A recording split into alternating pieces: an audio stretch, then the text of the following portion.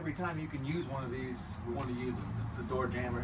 I'm going to show you how to put one on the front door. So, it's got a spring in there, like a tension.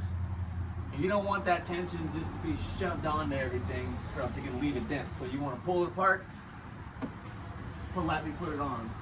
Same with the next one, pull it apart. Make sure we're tight here. Pull it apart. Make sure we're tight. And how I decided where to put this, either I could have put it all the way to the top or all the way to the bottom, but I chose here because this is 9 times out of 10 the danger zone. If something comes down where we need to get even lower, maybe a hand truck, there's gonna be a lot of hand trucks, we'll go lower for that hand truck wheel. To take these things off, it's not as easy as just ripping them off, because you might rip something off, you will dent the paint, the wood. It's a mess, it's hard to fix when you can just easily avoid it by pulling apart, coming off, from the bottom, pulling apart, coming off, next to the middle, off, coming off, top, last. Thank you.